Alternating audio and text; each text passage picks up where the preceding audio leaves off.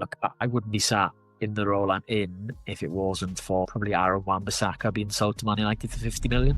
I think clubs the size of Crystal Palace and Swansea, that's how they go from being a 10th to 14th team to being a 6th to 10th team, by creating that revenue internally, not having to spend it. Is it really important that the processes in the academy, the football coaching, but also the performance processes align to a club identity and a footballing philosophy? I mentioned motion capture earlier. I think once you can understand how well players move, that's going to revolutionise the game tenfold from where it is now. Hello and welcome to the Sports Pundit Performance Podcast in association with award-winning sports technology and innovation company Genius Sports. In this 5-part series, I aim to speak to the people that sit at the unique intersection between the boardroom and the dressing room, providing practical insights regardless of which side of the line you're on. Hello and welcome to the latest episode of Sport Pundit Performance Podcast. Today, we explore the people, the philosophies, the practices that shape player development in elite academies. We're going to dive deep into how high-performance systems and academy level impact not just player development, but also how academy performance personnel contributes to the long-term sustainability and success of a Premier League football club.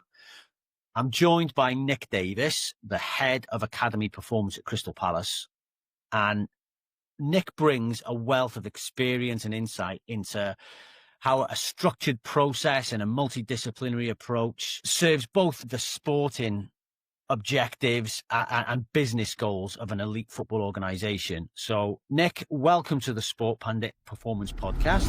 Data collection, coaching software, tracking, officiating. So much technology, so little efficiency. But what if one intelligent system could do it all and unlock the full potential of your league's data and video? That's where Genius Sports comes in. From the Premier League to the NBA, leagues all over the world are deploying AI-powered Genius technology to capture and analyze data, to streamline operations, create richer performance insights, automate officiating, and power more immersive, data-driven broadcasts. Discover the new operating system for sport, brought to you by the world leader in AI and sports data. Learn more at www.geniussports.com/perform. Thanks for having me on, Rich. Yeah, it feels like we've been having conversations for about 10 years now. So yeah, finally we get one recorded. Great stuff. Absolutely delighted to have you on. And like you mentioned, Nick, we've known each other a long time. We often have conversations. So what I wanted to start with was your own journey. You know, you currently lead the performance program at Crystal Palace Academy. We connected, like you mentioned, over a decade ago through a shared interest in player development, high performance processes and systems. Can you describe for us kind of your own career journey? What interested you in player development, youth performance, and how that might have evolved over time? Yeah, if I take you right back, Rich, it wasn't until my third year university where I met a guy called Ian Jeffries, who's world class in the performance sphere. And it was just by luck that he came to the uni that year and was a lecturer.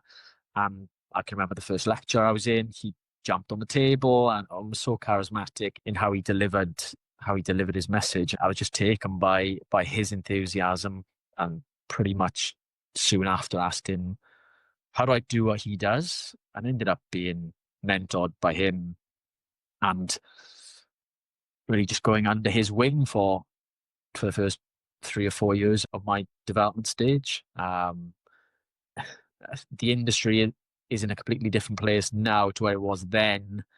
Like most clubs now will have probably 10, 12 sports science/S&C coaches, where then it was probably 1, and now is probably the top end of the game. So you really had to fight for the small opportunities you got. But there was, because of Ian and his expertise, there was other people around it. So I got to meet Sam Huggins in that time. Sam was a football coach turned performance coach, which was a really good fold for me because I was kind of soaked on the general training end of performance. Sam quickly opened my eyes to, no, the only things that matter are us getting them better as footballers, obviously people as well, but then trying to understand, and I've spent the last 10 plus years trying to understand better how we can develop football players. I spent 6 years at Swansea, I'm going into my 7th season at Crystal Palace. So yeah, I feel really lucky to have worked with a number of world-class people. And I guess if I could impart any wisdom, it would be recognize the high-level people around you and make yourself as useful as you can to those people, and they'll impart some wisdom upon you. You mentioned Ian Jeffries, Sam Huggins as being mentors to you. Was there any kind of defining moment? Talk about Ian jumping on the table during a lecture. Was there any defining moment from those guys or maybe others that kind of shaped your approach to how you go about delivering services to develop young footballers? I think seeing both those individuals, especially Sam, because I've worked with him for so long, be able to really sell the most general ends of training by being able to speak and relate it to football. I think I'm being able to do that with players and then being able to do that with coaches. It just means that everything actually gets done with the intent that's required.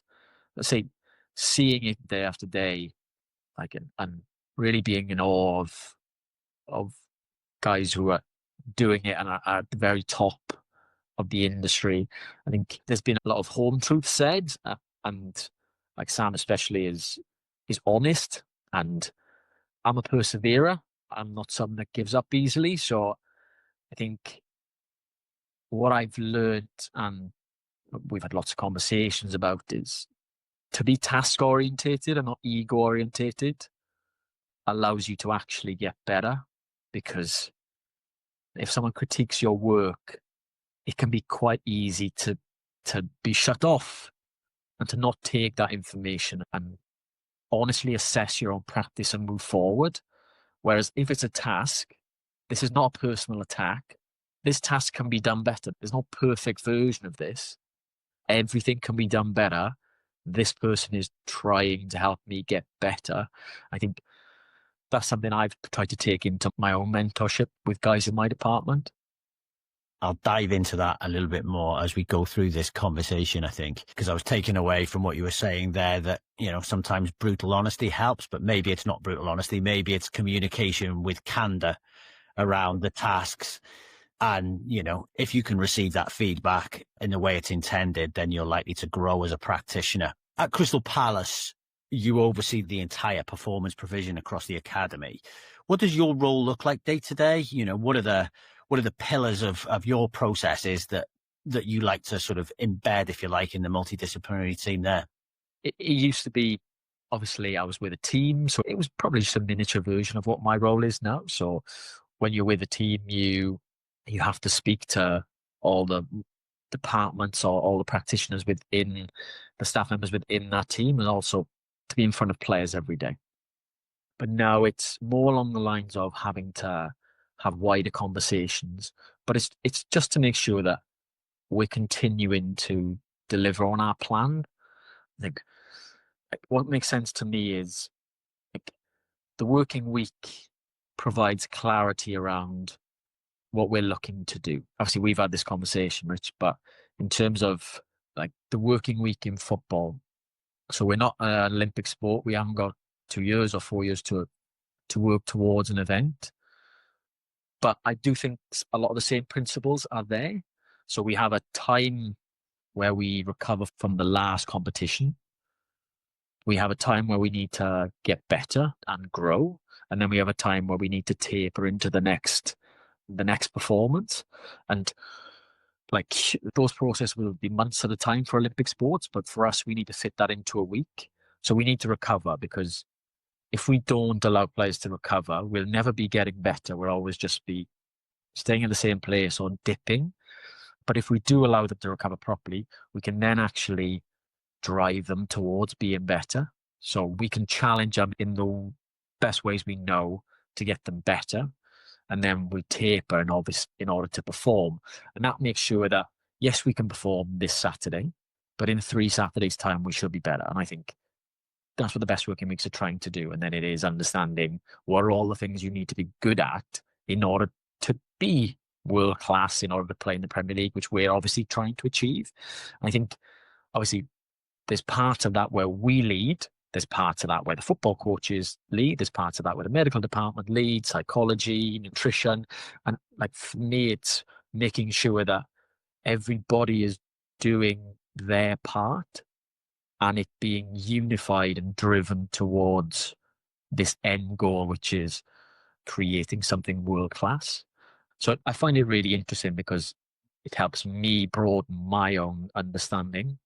Nick, I took from what you were saying that it's about being a specialist, but also a generalist in your current leadership role, and aligning the various different departments in that kind of periodized competitive schedule that the teams follow. In youth development, having that kind of process is often more key than perhaps the outcome. So how do you get the multidisciplinary team bought into that process? I think we always try and relate it back to the game. And I'm not a football coach, but I still need to understand the game. And like diving into game models and game model creation has just allowed me to break it down into ways in which I can understand the game and I can relate it to others. So obviously the game has 4 phases: in possession, out of possession, and the transition moments. And within those phases, so if we're in possession, we're trying to do something in possession. And that will create key moments. And then so a key moment will be, we're trying to advance the ball past their high press. So how are we going to do that? And there's going to be like common moments that will come up. Physical moments? Both. I think everything's everything. There's technical elements to it. There's an understanding tactically to it, but there are physical things to it as well. Like every technical action is a physical action, but also you have the ball like 2% of the game. So like movement off the ball and movement without the ball is so key to performance. So understanding those moments. And then obviously I've mentioned Ian already. Ian was the person who classified game-based movements. So you can look at the game and go, there's 1,000 different movements happening. But if you break it down, you understand attractors. You can go, actually, there is this 17, 18 movements that's actually happening. And then once you've broken it down into a manageable amount like that, you can go, when I look at this moment, these are the typical movements that happen. And then, yes, we can recreate that moment in training for the player. We can take the ball out and make the movement element happen as a scenario. We can also go, okay, what are the high level movements they need to have the most success in these moments? And we can train them. We can train them on the pitch. And then we can take them back to the gym and go, these are the things that underpin these pitch-based movements, and we can train them there. I think the gym for us is just a room with additional equipment to challenge these game-based movements. There's obviously parts to our gym-based program that, yeah, we're trying to build general capacities, but a large percentage of it, and even those general capacities, it is capacities to do what? And it is capacities to do these movements, because in these key movements are required for these key moments. And they're the moments that are going to make our game model work. So I think like for us, it's always about relating it to the game. And if we can relate it to the game, I can quiz a question and go, well, like, is this relevant? Because if it's not relevant, we're wasting our time here. Thinking, I suppose, more broadly from a player development perspective and the business of football, not every player can get into Crystal Palace's first team. You know, that's rarefied air, Premier League first teams. You know, how does the performance department in an academy feel like it contributes, I suppose, to the broader objectives of what the club might deem a success in player development? I think within all teams and age groups, I think you have high potentials and they can change. So it's not like it's clear that this under 13 is going to play in the Premier League. Like you see that change greatly as they change. But typically as they get towards the latter stages of the academy, you're going to have high potential players. You're going to have facilitators. But I think you need to develop both, because if it becomes unbalanced and you spend all your time with the high potentials, like the facilitators will negatively affect your environment in a multitude of ways. From a performance perspective, for a start, because like we need facilitators in order to allow our best players to play in a style that they're required to play and develop. So they're really important, as well as culturally. Like we need to be driving a growth mindset with our players and a, a level of professionalism and work ethic and self-determination to get to the top, because no journey is linear. It's always up and down, and players are going to have to deal with that. And they're going to have to deal with that throughout their career with injuries and moves and loan moves, because the loan system is difficult. So we obviously need to be really on the forefront of and evolving our program to get the best better, but also making sure that trickles down to everyone in the group. With that in mind, obviously there's a pressure to develop what you call the high potentials to become first team footballers, for example. Is there a business objective from a football club perspective that, yes, you obviously help develop those that you term as facilitators to go on and, I suppose, become a financial asset, if you like, potentially for the club, because there's an investment in their development, isn't there, where perhaps it's identified they're not going to hit that rarefied air of being a Premier League footballer, but then there may be a business value to the broader number of players that aren't quite at that level. Yeah, look, I wouldn't be sat in the role I'm in if it wasn't for probably Wan-Bissaka being sold to Man United for 50 million. I think the hierarchy of the club going, how do we create more of these? Because he was a freak. In the nicest possible way. Yeah. I mean, freak from, there wasn't, like, Crystal Palace wasn't producing many of those players, but we have an unbelievable talent pool. So why can't we produce more? And it not be a freak event to get a player like that into our first team. And that's what brought me to Crystal Palace. Was I was at a Cat 1 club in Swansea, and I went to a Cat 2 club in Crystal Palace, which people could see as, why would you do that? There was huge potential at Crystal Palace, and it was the right moment for me and my career, my family. But yeah, I can see, like, everyone knows that there is pressure. It's not short term like first team. So if our 21s lose 3 games in August, everyone's not going to be looking for, what can I jump to because my job's on the line. But there is a pressure around, this needs to be a way of us contributing to this club in the long term. And that can look like, we had Ty Mitchell who's in our first team squad. We had 3 academy graduates last year. Justin Devaney played 27 games, as well as the potential of creating another Wan-Bissaka. I think the clubs the size of Crystal Palace and Swansea, that's how they go from being a 10th to 14th team to being a 6th to 10th team, by creating that revenue internally, not having to spend it. Crystal Palace had fantastic success in buying players for small amount of money and selling them for a great profit. But Michael Lise would be a prime example of that. Like, we want to create our own in order to influence our first team, and if they have a great career beyond that, like, I don't think anyone would begrudge that at Crystal Palace. And I think if I look back at Swansea, like the year Swansea got relegated, the first year in the Championship, I really feared that the club could do a leap and just go boom, boom, like down to League One. I was like, there was 12 academy graduates that year, like Dan James, Joe Roden, and then they went on to make money for the club and stabilize Swansea, where it could have been much different if that academy had remained School of Excellence, which it was for 7-8 years previous to that moment. With the obvious benefits of transitioning players through, in whatever the context is, whether you get one through or whether you get a whole host of players through within a short period of time, is it really important that the processes in the academy, the football coaching, but also the performance processes, align to kind of a club identity and a footballing philosophy?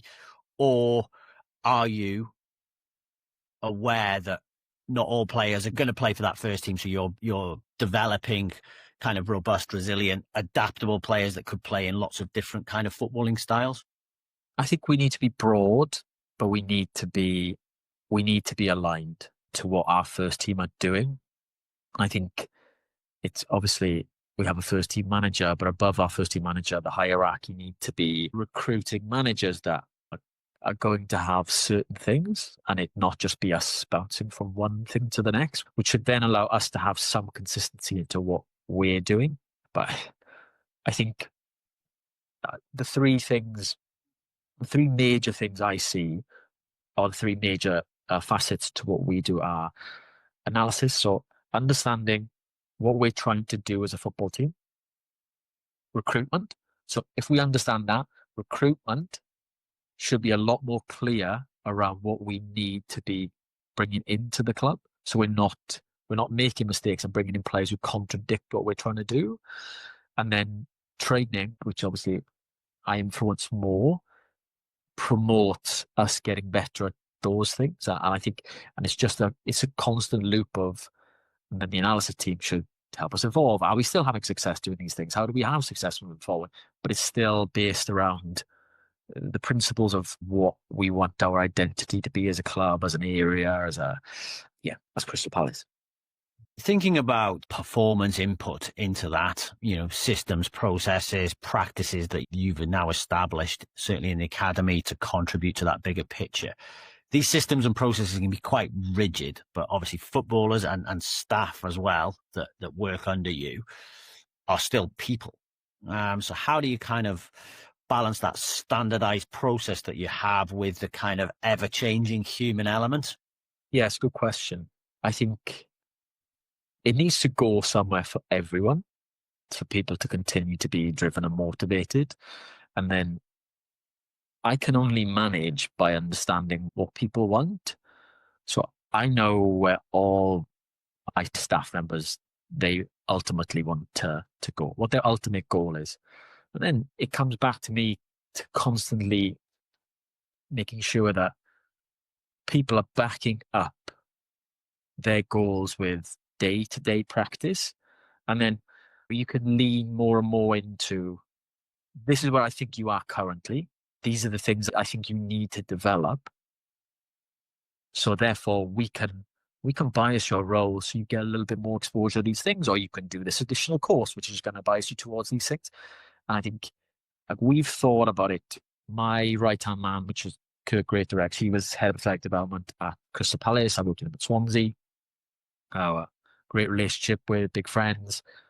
But I was always building him to go into my role should I leave, or building him for the next head of performance role, because that was his trajectory. That's what he needed. And when he went to Leipzig 6 months ago to go into their head of performance role at their academy, I was really pleased, even though he was so integral to how we've worked. It's an unbelievable opportunity for him, what we'd spoken about for a long time, and allowed other people within our department, within our system, to have their own progression, something I've been speaking about to them for such a long time. So I think understanding that it needs to keep moving, and it needs to keep moving for me, it needs to keep moving for them, in order for them to stay even as good as they are currently. Because I see it with players all the time, as soon as their pathway becomes unsure or just not clear, they can just nosedive, because they lose that drive, that momentum, that passion. Data collection, coaching software, tracking, officiating.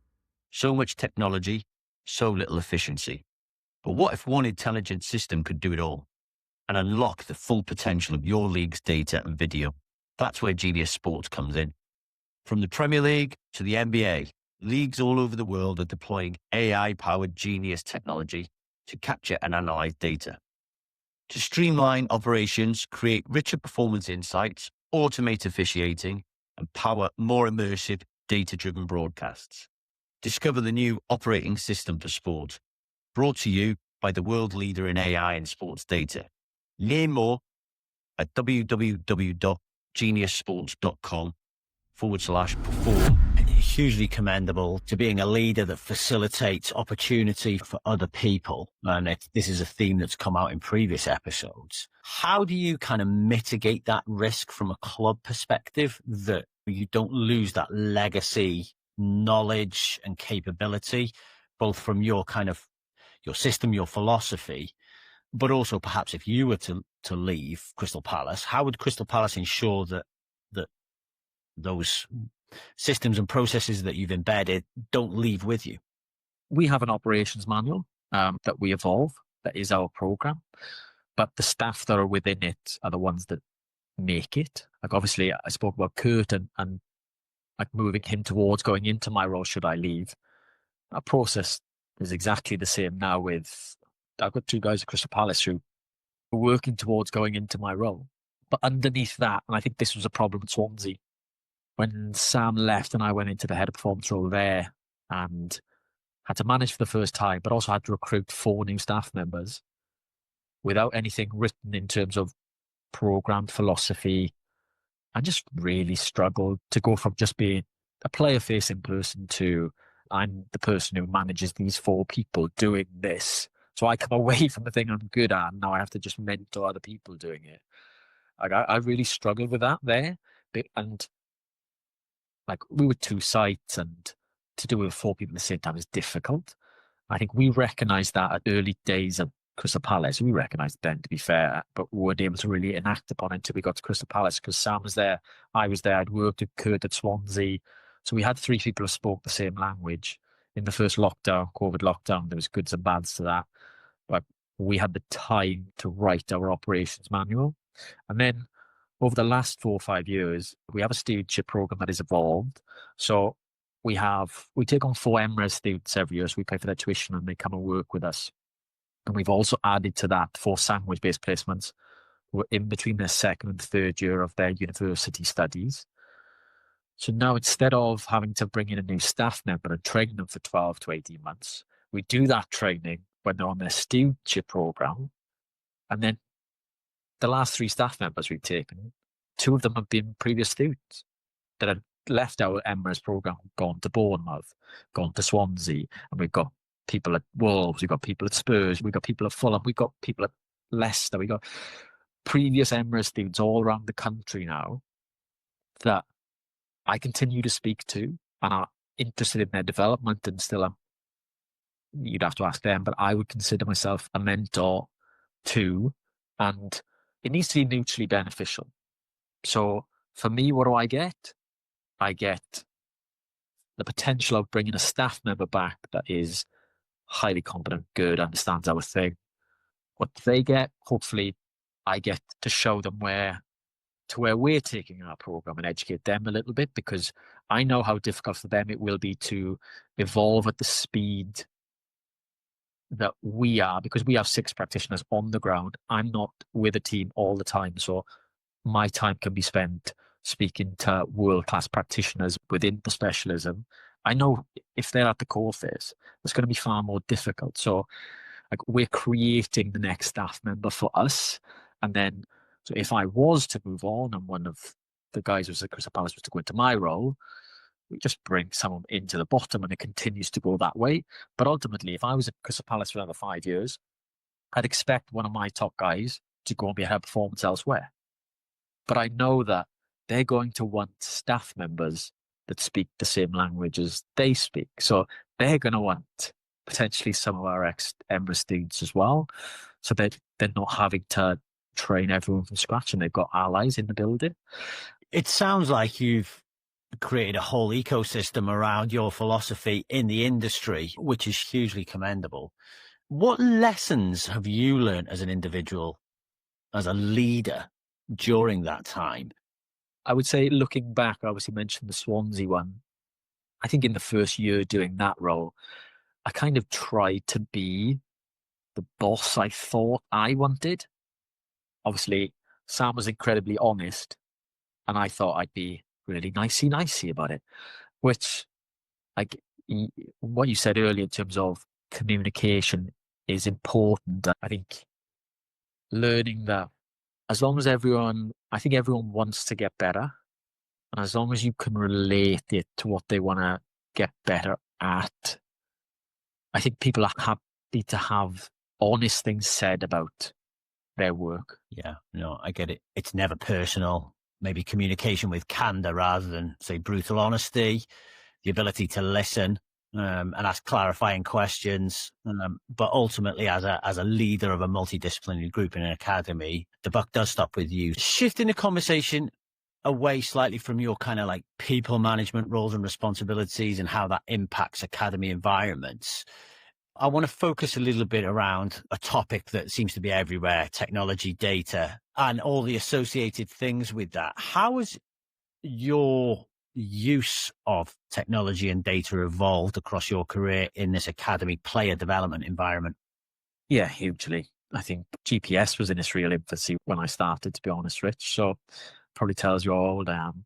I think everywhere now has, and obviously the Premier League have invested a lot of money for clubs in terms of every club has a force plate, every academy has a force plate, as well as like everyone's using GPS now, as well as the top teams are starting to use motion capture data, as well as obviously the amount of practitioners there are within clubs allows you to do that as well. Whereas like if there's one person managing multiple squads, it doesn't allow you to do that, and it doesn't allow you to get into the weeds. I think for us is to continue to educate or make better decisions with that information. And it is having objective data, and does that objective data marry up with logic? If it doesn't, is what we thought was logic correct? Or is the data misleading us? But as much as possible, we'll try and bring as many streams of data together to give us a rounded view of the player or the picture. So the technical, tactical, physical, psychosocial data, maturation data, like all these different strands, like the more we can put them together and contextualize them, I think the more accurate a picture it paints. I think we've got so far to go as well, especially with things like 3D motion capture and like understanding movement quality, not just the amounts of which players have done.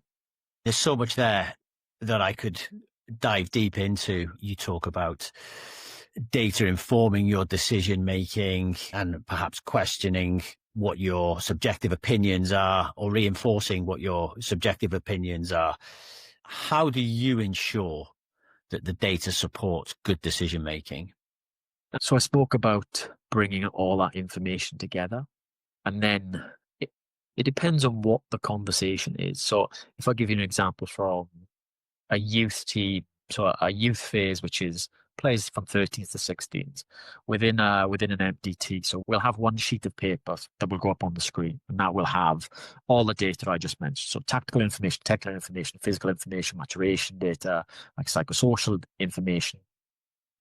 And there will be a discussion around where the player's at, where he's struggling, where he's striving.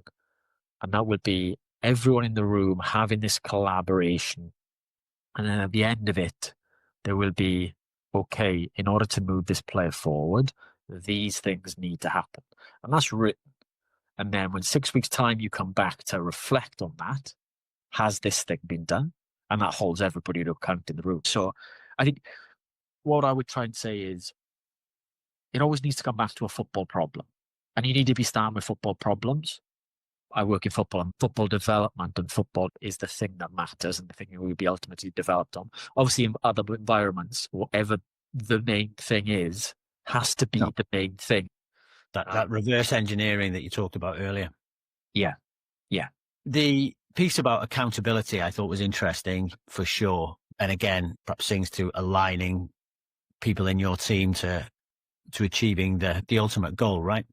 And I think I took away from there that data that is considered is almost a piece of the puzzle. It's an opinion, essentially, that's considered, sometimes rejected, sometimes accepted. Have there been any sort of like seminal bits of technology or pivotal shifts in your practice based on this piece of technology or this data set that it creates and changed your philosophy or how you operate?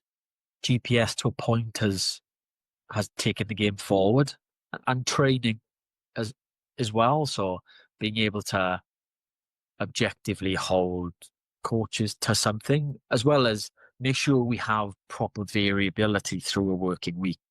I think one of the biggest things that was apparent when we first came to Crystal Palace, Sam had to work hard to make sure that training wasn't medium-sized, medium intensity every day, and there has to be fluctuations through the week. So I'd say in the football industry, GPS has undeniably had a big impact.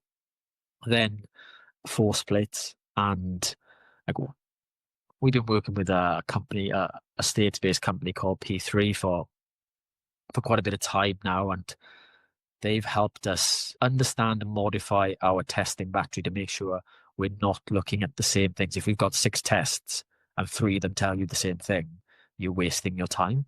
Making sure that what you're looking at is variable, is reflective of the big things from the game that need to get better. Like, they would be 2 big ones, as well as things like readiness to train measures. Sorry to interject. For the listener, just explain what you do with a force plate. Yes, sorry. So a force plate is, you will stand on it. It will be collecting metrics of your body weight when you stand on it. And then you can do various tests on a force plate. So you can do jump testing, and that will tell you obviously how high you've jumped, but also how quickly you've been able to generate force, for instance. And being able to generate force very quickly is really important when it comes to actual movement on the pitch and speed. And then you can delve into the details of, this player needs a little bit more of this, or compared to this player who needs a little bit more of this. And that allows you to lean your training and your gym-based training in a certain direction. So it increases your level of detail. And I think, like I mentioned motion capture earlier, I think that's the biggest thing that's going to impact the game next. Some clubs are starting to do it. I think once you can understand how well players move in the game, what movements are important to the game, like the amount of certain movements you do in a game and what good looks like, I think that's going to revolutionize the game tenfold from where it is now. Super interesting. With all this data that's available to you in the player development environment, do you think there are any blind spots from a technology data perspective? I think quality of movement is the blind spot. There's so much out there in terms of amounts that players do. This player covers this amount of distance, but what makes up that distance is a bit of an unknown. As soon as we can get after quality of movement, which is like having 3D motion capture live in games, which I think some companies are pretty close to. I think that's the major blind spot. I think people are continuing to drive like quantity of movement up without understanding the quality. I think, like, obviously there's a big injury burden within football, and I think so when we can understand quality of movement better, or those things become quantifiable, I think, and I would hope that those things would improve. Nick, I think that is absolute gold dust, something that's close to my own heart and has been for a decade or more. So to hear you say that makes me very happy. Based on that, new technology brings new data sets, brings a greater burden to practitioners like yourself and those that work for you to understand and leverage these data sets. Do you think it's really important that practitioners are data literate and are able to translate those insights to coaches, to football players, so that they actually can have a meaningful impact? Definitely. I think objective information is so important for allowing us to understand what we've done, where the player's at, like how we get better, what needs to be tweaked. It allows us to hold each other to account, hold coaches to account, hold players to account. I think ultimately, like, data is a way in which we can do that, and then being more and more informed with what data we can collect, what's going to give us the most bang for buck. Obviously, we've both worked with coaches, Rich, who typically are ex-players and they don't want 100 numbers in front of them. They want the things that matter. And obviously that's a responsibility for us because they're relying on us to tell them what matters. So if we're not as informed as we should be, like that has a real knock-on effect across the board. So yeah, I think objective information, data, and we're in an age now where data's never been as easy to obtain, but making sure that it remains clear. You don't lose the important things by having a lot. But I think that's why there will always be a role for good practitioners, because these things always need to be interpreted. They always need to be sold to more practical individuals that spend more of their time thinking about a coaching session and delving into the data. Your club, you mentioned earlier, you used to work at a Cat 1 academy and you went to Crystal Palace and it was a Cat 2 academy. Your club's made some significant investments and some of that's been in technology to give you more data. You're now a Cat 1 status academy at Crystal Palace. What was the biggest driver at the football club to make that happen? Legacy is a big thing. I think our chairman obviously he's a businessman, but he's also a fan. And I do think he wants his legacy at Crystal Palace to be big. I think it will be. I think what he's done at the club is fantastic. It's changed this area dramatically. So I think legacy is huge for him. And he's been the one that's been the main driver from the top, I'd say. But also, like legacy also means that we need to have success. And success is, we need to not be costing the club money. We need to be improving the club's financial situation as well as playing situation. So like they're the main drivers. I think legacy, as well as that's how Crystal Palace go from being as I say, a 10th to 14th team to 6th to 10th team, producing either 3 like world-class academy talents, and then either selling them and being able to reinvest in your own squad, or they become your Mark A's, Elise's, Eze's, sure, like next, as opposed to the club having to go out and spend 10 to 15 million on those players. They're already at Crystal Palace, so we don't need to spend that money, or we can spend it elsewhere. Yeah, I think they're the biggest 2 things. As Crystal Palace as a club evolves from an infrastructure perspective, I know the facility now at Crystal Palace Academy is fantastic.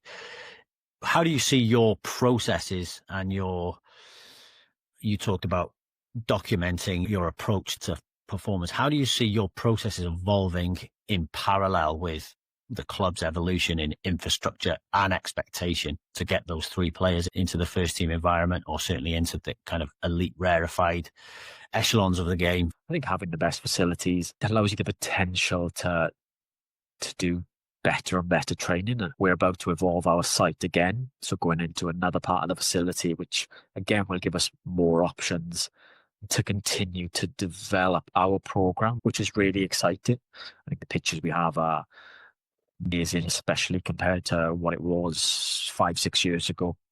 But I think the thing we need to be mindful of is, as club grows, as academy grows, as the facility grows, that can then lead to people working more in silos. So, and it's pointless if what we do affects the whole thing 20%. It's pointless us being at 80-90% if in another area we're at 2-3% of 20. Like, how is that optimal? Us spending all our time to get that extra 0.5% if we're losing so much elsewhere. So I think that's what I'm finding really interesting in my role, and how my role has evolved over time, is understanding and becoming a better generalist by understanding the wider.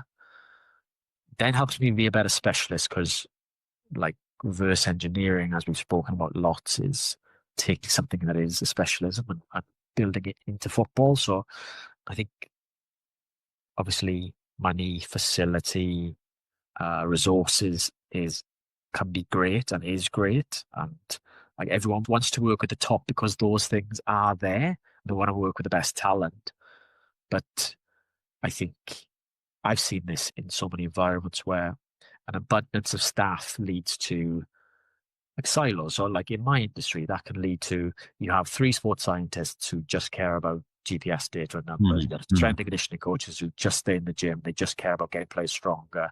You have pitch-based fitness coaches who only stay in the grass. They just talk to coaches. And they can contradict each other. So if you're a strength coach and you care about getting stronger, you might do 2 or 3 strength sessions a week, and players might be really fatigued for key football sessions. And how then are you promoting the best football development? I think there's always a balance that needs to be struck. And we're always mindful of, as we grow, not becoming disjointed or siloed. Interesting. I think keeping that alignment is a theme that has come out loud and clear across the whole of this conversation. And, you know, as you grow as a football club and a facility, that's certainly obviously a challenge that you're aware of. So leaving the Crystal Palace ecosystem for a second and kind of opening up the lens more broadly into the whole of kind of player development, academy environments in the industry, where do you see the biggest challenges for evolution or improvement in player development and academy systems broadly across the industry? I think there's a lot of places that do certain things well. I'm not sure I've seen a place that has a really clear identity and then has all the key stakeholders working towards that thing. I think even though the academy environment in this country is world leading, I'd still say there's a heck of a lot to go in terms of uniting all these specialisms, all these departments into something that creates this snowball effect of player development. Like there's a couple of examples of teams doing it really well, but I think having someone at the top of the club that is driving a style of play, like what they want to see from players from a social perspective, and then choosing managers that are obviously have that style of play, but are also like you think about Liverpool in terms of your Klopp and how he got players from Liverpool's academy into his first team. I think a clear direction and an alignment from first team as well as all academy staff. I don't think that's been done well enough for us to think about evolving tenfold in any other area. I'm really keen to continue to grow and becoming a better generalist like helps me understand that, but I still think we can take it a lot further without crazy differences in like the small things. The academy first team transition, if you like, has been an industry hot topic, should we say, for years and years and years. Is there practical ways that you can see to improve that integration and make it sort of, I suppose, more aligned as you talked about? I think ultimately the first team manager needs to see that what our academy players are doing aligns with what he wants his first team players doing. I think that's so important. I think it also needs to be a top-down driven approach. So our hierarchy being invested in players graduating from our academy to first team means that we might behave a certain way in the transfer market to not close off certain pathways. I think it requires then us to produce players that are going to that first team. And I think people can bias it towards, they need to be able to do this on the football pitch, but also they need to be able to handle themselves as people. They need to be comfortable in their own skin. They need to be driven. They need to be able to deal with the ups and downs. So we need to be producing players who are good enough for the level. And then I think there's 2 things that need to happen for a player to graduate. They need to be good enough and they need to have opportunity. We can't drive opportunity.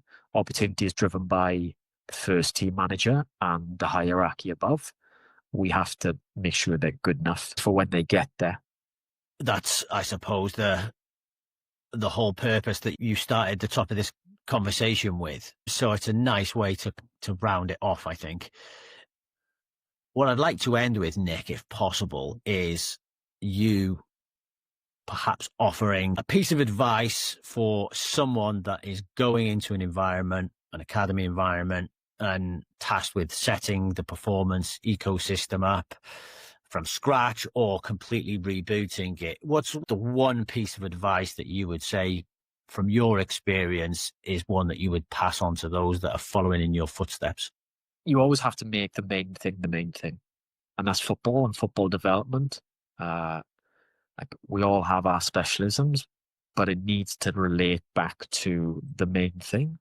Like that's where I feel so many people get lost, is they make it about their own thing, and then that could end up contradicting the main thing. The game comes first, whatever that game is, whatever that sport is. Yeah. Thanks for sharing that insight, Nick. Really appreciate it. If people want to reach out to you or find out a little bit about your work, your philosophies, where can they get in touch with you or read about your thoughts and activities in the industry? Yeah, I'm on LinkedIn, Nick Davies. My email address is nick.davies@cpfc.co.uk. Happy to answer any questions anyone's got. I'm not very active on social media, so there wouldn't be any point in following me on Instagram or Twitter. I'm passive, I'm observant as opposed to putting any content out. We have written an article, and we've got a few published articles from Crystal Palace as well, which I can send on to people should they have interest. Nick, that's brilliant. Thank you so much for coming on and sharing your insights. I'm sure there's a lot of detail in there that people can take snippets away and start to reflect and potentially apply in their own environment. So much appreciate your time. Thank you for listening. I'll include more info about the guest and the topics covered in the show notes. Visit sportspundit.co to find previous editions of the podcast, access the newsletter, and sign up for our WhatsApp group to see upcoming social events in cities around the world. See you again soon.